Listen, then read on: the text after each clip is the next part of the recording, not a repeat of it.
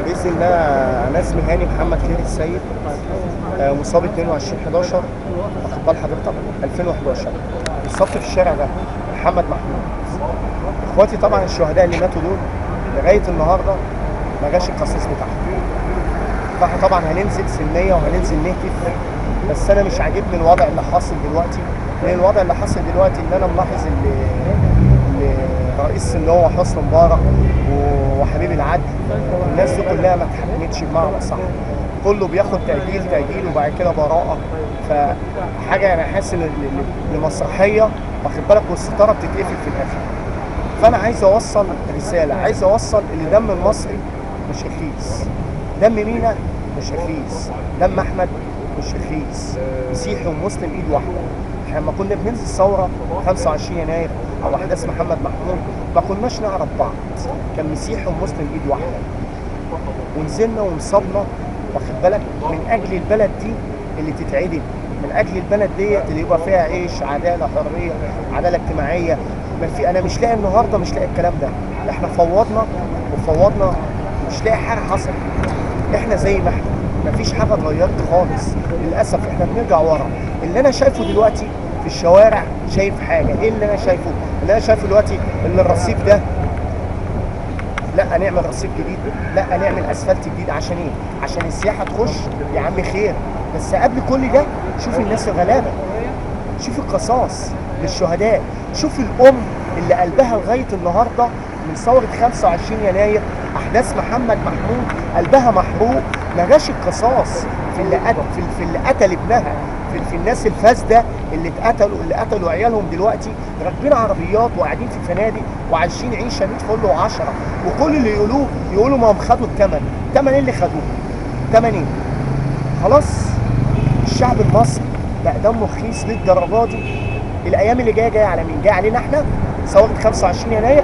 لا مستحيل، على رقبتنا. انا لما كنت نازل الثوره دي نازل عشان اشيل نظام فاسد وتشال النظام الفاسد، بس للاسف حاسس اللي جذوره لسه موجوده زي طاعون وبيبهت على اللي جاي بعد كده يقعد على الكرسي، لسه موجود زي ما هو لغايه دلوقتي، مفيش حاجه اتغيرت ابدا، احنا زي ما احنا. المفروض انا بطلب من حكومه حازم الببلاوي تشوف الغلابه، واول حاجه تنتبه لثوره 25 يناير، هي اللي مقعده حازم الببلاوي دلوقتي على الكرسي، وهي اللي مفوضه سعاده الفريق السيسي، هي اللي مفوضاه دلوقتي، وفي ايديها ثوره 25 يناير كل حاجه. هي مش تبع الاخوان، هي تبع الحق، ونزلت كانت تبع الحق وتبع الظلم اللي احنا لغايه النهارده فيه. مفيش عداله ابدا. اللي انا بقوله اللي احنا هننزل يوم ذكرى محمد محمود يوم 19 باذن الله، وهننزل سلميه، هننزل نهتف بمطالبه القصاص لاخواتنا الشهداء اللي صورهم في شارع محمد محمود وفي كل الميادين. هننزل ونهتف سلميه، وهننزل نهتف لحق المصابين، حق ان كل واحد انصاب في شارع محمد محمود. انا لغايه النهارده انصبت بطلقه حيه في الشارع دوت وفي المكان دوت، وعندي عجز، انا مش عايز حق ولا عايز حاجه، كل اللي عايز القصاص لحق الشهداء، عايز قلب الام يضرب، عايز تشوف اللي قتل ابنها بيتعدم على حبل المشنقه، لان النهارده لو ما جاش قصاص عادل اي رئيس هيقعد على الكرسي هيبقى دم المصري رخيص. دم المصري قول لي رخيص ازاي؟ اقول لك انا رخيص ازاي.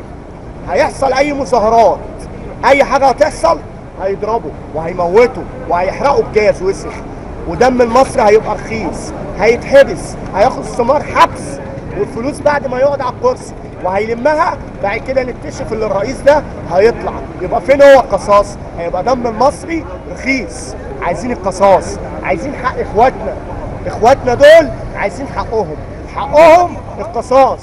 حسني مبارك وشير طنطاوي، حسني مبارك وشير طنطاوي، حبيب العدل، كل من افسد لازم يتحاكم. هما بيحاكموا مين؟ بيحاكموا محمد مرسي زي ما هيحاكموه يحاكموا حسني مبارك، يتحطوا جنب بعض وكلهم يتحاكموا مع بعض بالاعدام. محمد مرسي، حسني مبارك، حبيب العدل، مشير طنطاوي، كل من افسد على ارض الوطن يتحاكم ويتعلق على المشنقه ويبقى عبره، عشان مفيش حد يقعد على المنصب تاني على كرسي رئاسه يحرق ويقتل للشعب المصري. الشعب المصري دمه مش رخيص، دمه غالي وهيفضل دمه غالي. لو ما جاش القصاص الشعب المصري ده كله هينضر بيه، هيتحرق وهينسحل وهيموت وهيبقى دمه رخيص. لازم القصاص، وهننزل يوم 19 نطالب بالقصاص. شكرا.